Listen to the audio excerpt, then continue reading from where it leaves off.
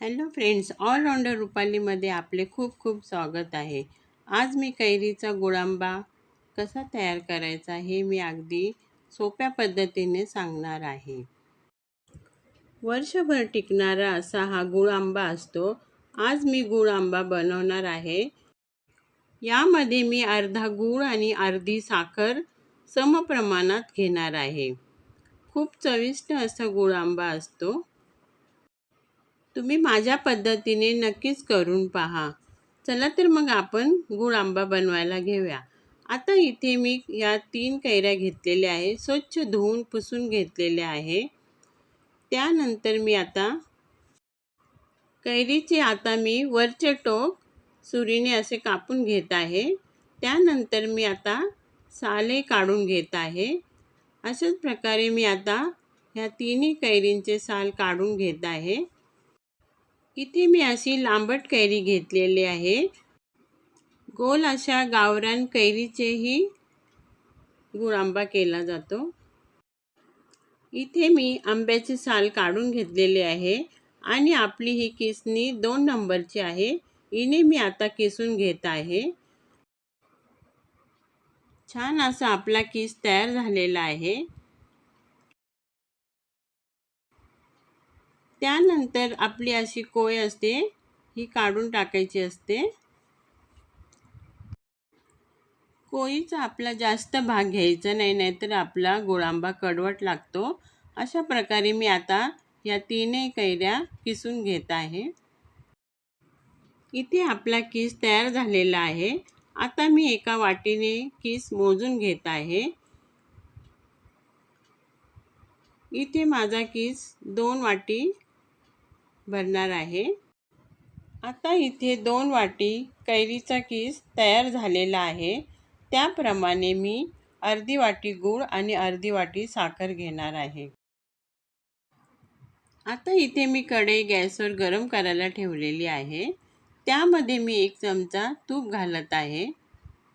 तूप छान गरम झालं की त्यामध्ये लवंग आणि दालचिनी घालणार आहे. त्यामुळे आपल्या मुरंब्याला छान अशी चव येते.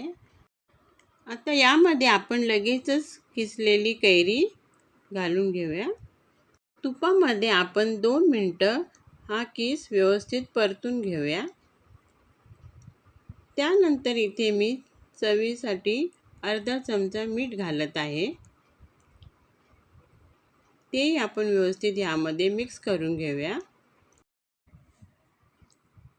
आता यामध्ये मी अर्धी वाटी गूळ घेतलेला आहे.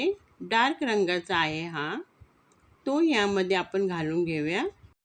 गूळ आता ह्यामध्ये आपण व्यवस्थित मिक्स करून घेऊया. त्यानंतर मी इथे आता अर्धी वाटी साखर घालणार आहे.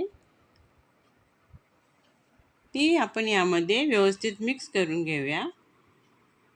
आता इथे 2 वाटी किस होता, त्यामुळे मी अर्धी वाटी गूळ आणि साखर घेतलेलं आहे.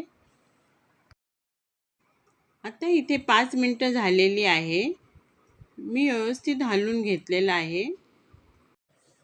आता आपण यामध्ये वेलची, सुंठ आणि जायफळ याची मी पावडर तयार केलेली आहे. ती 1 चमचा घालून घेत आहे. वेलची, सुंठ आणि जायफळ यामुळे आपल्या मुरंब्याला छान अशी चव येते. आता आपले हे तयार झालं की नाही हे बघण्यासाठी असं बोटावर थोडंसं घेऊन बघायचं. म्हणजे आपलं आता हे तयार झालेलं आहे. इथे आपला कैरीचा मुरंबा तयार झालेला आहे. थंड झाल्यावर मी आता एका बाउलमध्ये मुरंबा काढून घेत आहे. खूप अप्रतिम असा झालेला आहे. त्याचा रंगही छान आलेला आहे. मग कशी वाटली आजची रेसिपी? माझी रेसिपी आवडली तर लाईक, शेअर, सबस्क्राईब करा. खूप असा अप्रतिम आपला मुरंबा तयार झालेला आहे. आता मी इथे तुम्हाला ब्रेडवर लावून दाखवत आहे. तुम्ही हा मुरंबा ब्रेडसोबत खाऊ शकता किंवा पोळीलाही आपण असं लावून खाऊ शकतो, किंवा आपण जेवणाबरोबर तोंडी लावण्यासाठी घेऊ शकतो. माझी व्हिडिओ शेवटपर्यंत पाहिल्याबद्दल खूप खूप आभारी आहे. धन्यवाद.